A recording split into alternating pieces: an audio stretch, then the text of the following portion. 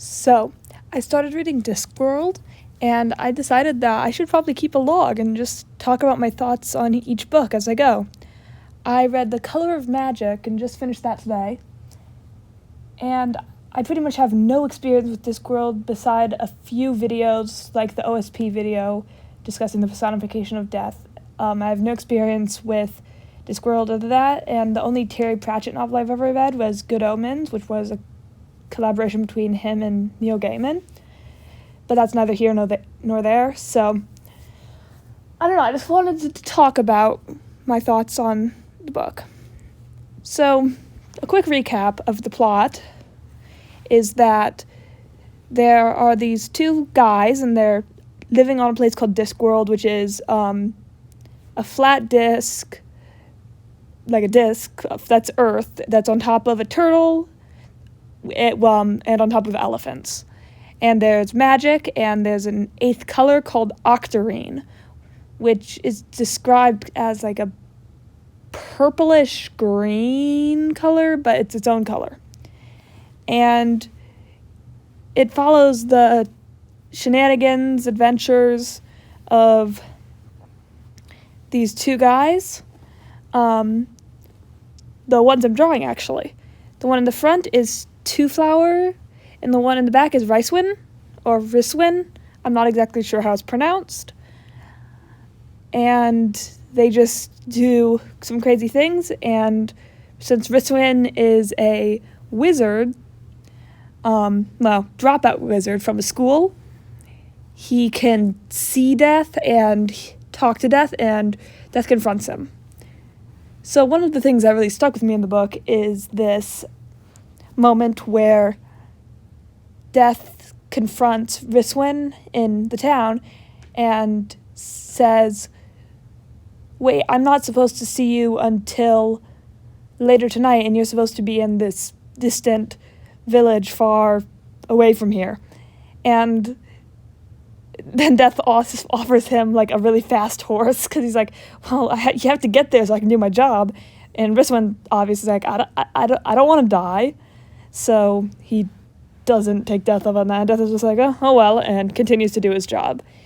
And I like this moment because it is a allusion to this classic story, parable, fable of, I don't remember what it's called, but there's this one guy, and he basically sees death in the morning, and he's like, oh, I need to avoid this. And so this guy, he gets on a horse and rides as far away as possible, and ends up, actually, wait, no, that's not how that goes.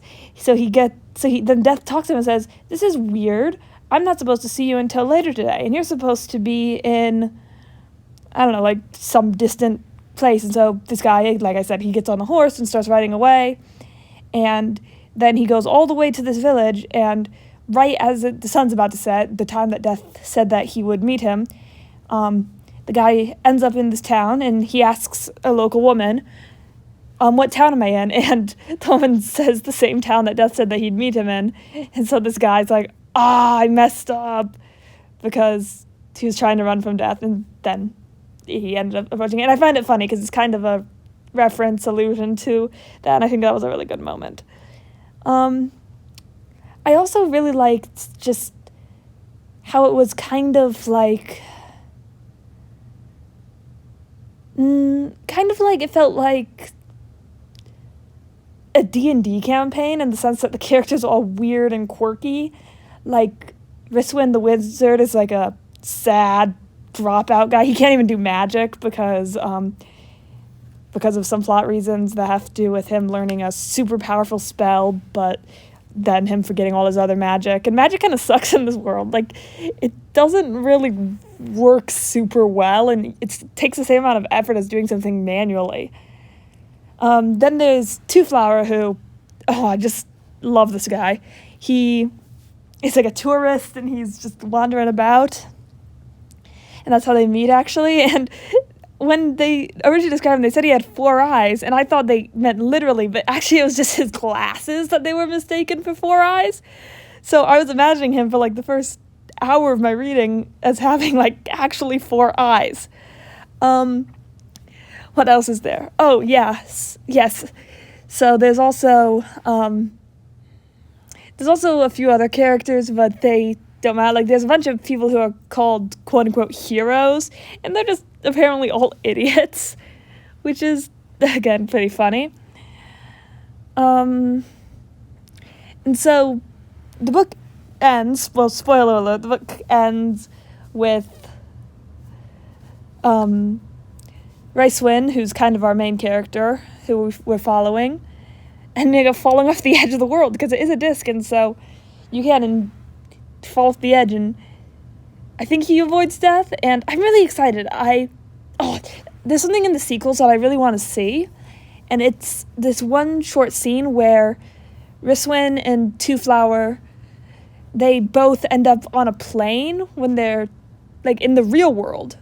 A version of the real world, like a different dimension.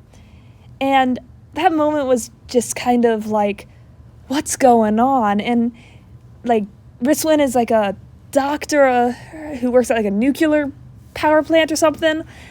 And Two Flower, like, passed out on a plane, and they stopped a plane hijacking, and it's a good moment, and I'm just wondering, why is it in the story? And I'm really hoping to see it in the sequels. Again, I have no experience with this whole series, so I'm not sure what's going to be in the sequels. Well, that's pretty much a summary of my thoughts, and the speed draw is almost over. So, have a good one, and I can't wait to update on the next book. Bye!